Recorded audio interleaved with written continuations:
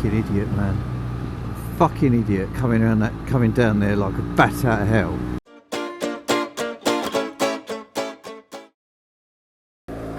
Okay, party people. Welcome to the Countwith channel. It's a very windy Monday morning, Monday afternoon even. So I've got a new Thrustmaster, which is not some sort of sex gadget. It's a new joystick for my PC. So I shall be nerding it up later. I was going to do a long-term review of this bike. I've done a review of this bike before, but I'd only had the bike about 3 months, and I figured now I've had the bike for almost a year, it'll be a year in June. I thought maybe I'd do a long-term review on it. You know, I've only been riding for about a year, so for less than a year. So I've learnt a lot in the amount of time that I've been with this bike, and I guess now I can really reflect on what I feel this bike is like and whether or not I recommend you should buy it. So I guess first off, stats wise, I'm going to stick up all the stats now. I'm not going to talk about them because I don't know a lot about them other than that's what's in the fucking manual. So that's what it is. And I'm not going to talk about that. I'm going to talk about what is this bike like to live with, what is it like for a new rider, and would I recommend it for a more experienced rider. So I have to admit, I started out on this bike and I was umming and ahhing. When I first got it, I was like, you know, people said it's not that exciting, and I said that it kind of lived up to that name. It wasn't that exciting, but it was perfect for a new rider. Well, I take that back now. As I've become more experienced and I've settled into this bike, and as a rider I've grown and I've started to push the limits of the bike more, I've worked out that actually this bike is as exciting as you want it to be. It can be really laid back and chilled if that's what you need it to be. If you want to open it up, it's got enough power to have some fun with. And this bike is awesome in the bends. It is really good. And I'm not all about going breakneck speed, breaking the speed limits. I'm about bends. I love bends, and this bike is awesome in the bends. So I would, yes, oh, that was a bit windy. Yes, it's a fun bike. Okay, absolutely. Having said that,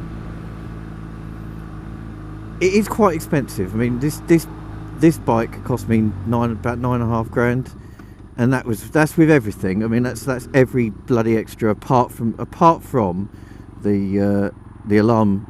It comes with immobiliser, but the actual alarm I didn't bother with because it was an extra 250 quid, and I just thought, oh fuck it, I don't want it. Actually, I wish I had it now, because I'm paranoid, so I wish I'd got it. But having said that, I've got all of the other add-ons, and so this bike cost me $9.5 grand, and I bought it cash, so there's no interest on top of that or anything like that. Is it worth that price? Yes, I would say yes, in the respect of it's a quality bike, and I love it. Would I recommend it to every new biker out there?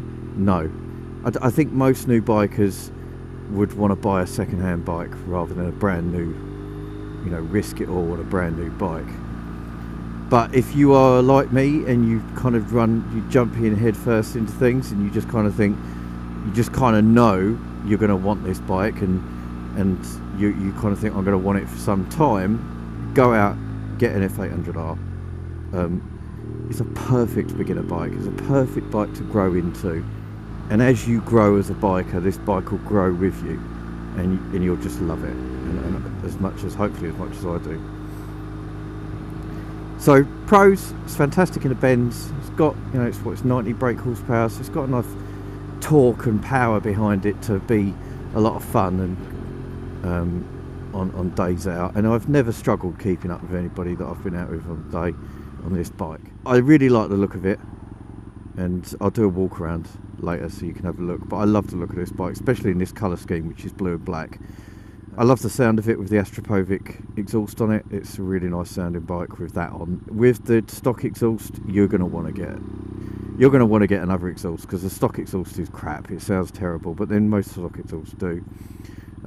I got the Nav 5, BMW Navigator 5. Yes, it's expensive, but if you're going to stick with BMW bikes, get one. Because when you buy yourself a GS, or or like I'm thinking about getting an S1000XR, they come with the handle, they come with the holster, and so get yourself a Nav at the very beginning, and then you can just stick it onto the next bike you get, if you're going to stick with BMWs, which is what I am very likely to do. To quickly talk about miles per gallon on this bike, I struggle to get this thing to below 62 miles a gallon. Actually, sorry, at the moment it's 60 miles a gallon. I've never been below 60 miles a gallon on this bike, no matter how I ride it. It's very economical. It cost me, at the most, I think the most I've ever spent to fill it up was about 13, just below 14 pounds. You can get about 170 miles out of that. And power wise, it's got a lot of power. In my opinion, it has a lot of power. Seems to really open up around 5,000 revs. But it's predictable power, it's not scary. So if you're a new biker and you've done your DAS and you want to go straight to a big bike, this is a perfect bike for that, because it's not going to rip your head off. It's not unpredictable at all. You can get on this and ride it and not feel like you're going to kill yourself. Whereas I would imagine, if you went out and got yourself something like a Street Triple R, then you'd be like, fucking hell, this is a bit too much bike for me as a beginner. Perfect beginner bike, in my opinion, and it will do you for years. If you just want to stick with it, it will do you for years, and you won't get bored of it. And interestingly, even though it's got this small little wind cover, which isn't really wind cover at all, wind protection, when I'm on the motorway, I don't really notice it. I mean, yeah, I would imagine if I got on a bike that's got a lot of wind protection, I would go, fucking hell, what have I been missing out on? But I don't notice it. I really don't. So let's talk about the down. What are the things about this bike I don't like? Well, there's not a lot. I have to say, there isn't a lot. I don't like the fact that it can be quite vibey. So if I'm doing 60 miles an hour in third, the ring mirrors are useless. It's so vibey, I can't fucking see anything in the ring mirrors. As soon as I change that into fourth, no problem at all. And that's absolutely fine, because most of the time on a 60 mile an hour I'll be in fourth. But on a road like this, I want to keep it in third, because I know I'm going around lots of bends, and third is more easy to control around a bend. I've got power, I've got a lot of engine brake, and so it's the better gear to be in for bends like this. Which means that, it can get a bit vibey. Do I really notice that in my wrists though, in my hands? Not really. I mean, I know it's there, but I don't really notice it. It can be a bit vibey in third. Overall it can be a bit vibey. But I like I said, I don't really notice it, and it wouldn't put me off the bike. And really, the only other downer I can think is the price. It is expensive. It is an expensive bike, but I love it, and I would have. And now I've, there are things in my life that I've bought that were expensive, and I've gone, fucking hell, like a year later, I've gone, oh, I wish I had done that. With this bike, I don't regret buying it at all. I do not regret it. I've fallen in love with this bike.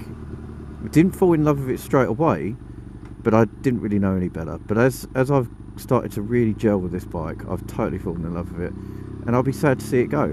I really will, and I do not regret spending that money on it. So yes, it's expensive, but it's absolutely worth it if this is the kind of bike you're looking for. If you're looking for a good kind of beginner bike, you've just done your DAS and you want to go straight onto a big bike, BMW F800r all the way, absolutely.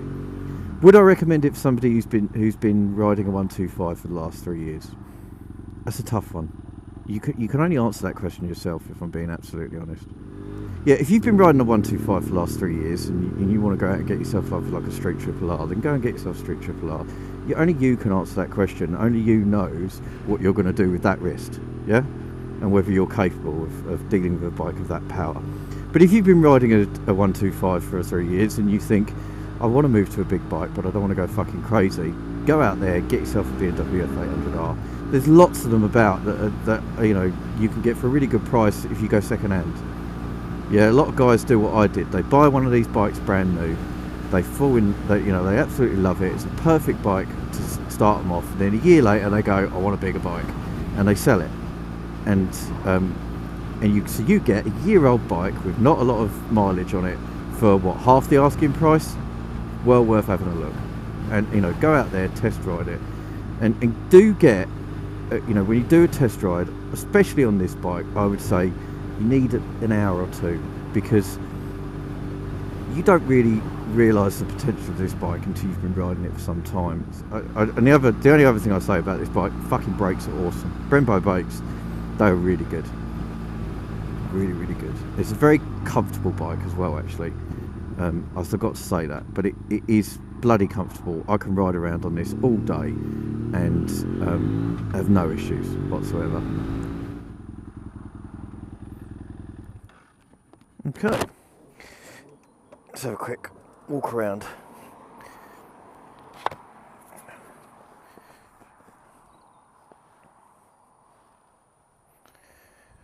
So first of all, I still love the look of this bike, okay, especially from this angle. Totally recommend the blue and the black. Wouldn't go for any other colour. All the other colours look bad. In my opinion, all the other colours look shit. But the blue and the black looks really, really cool. When I first got the bike, I had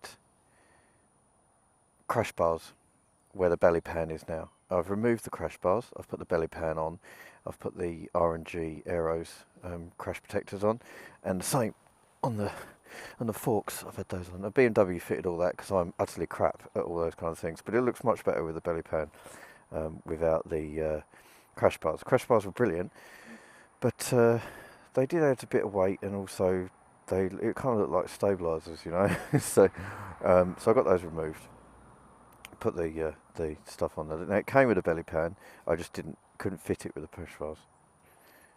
And then the other thing is obviously the Astropovic exhaust, which is awesome. Totally recommend that.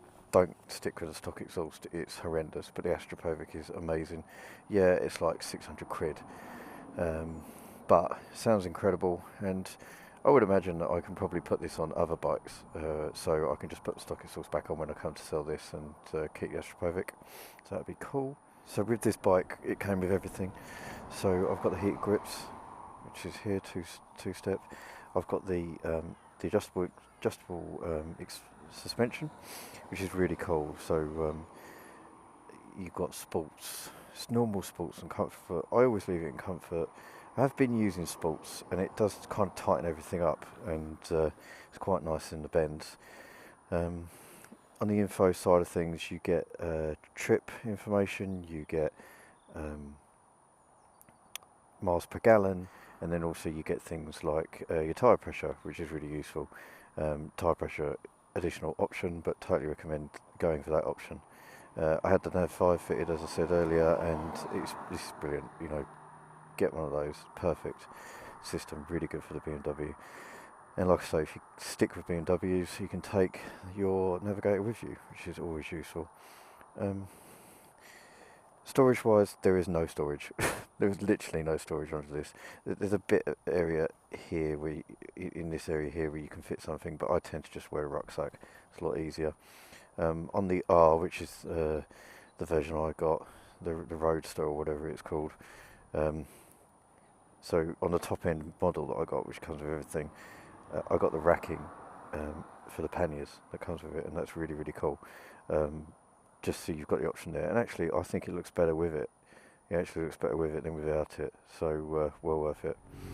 Do not underestimate the power of the BMW F800r. It's a fucking great bike. Go out and buy one now. Let's populate the UK with BMW F800rs. That's what I want to see, people. I want to see them everywhere. And I want you all to be wearing big orange helmets like this one. Anyways, I've been Cat Rift. You've been awesome. Take it easy.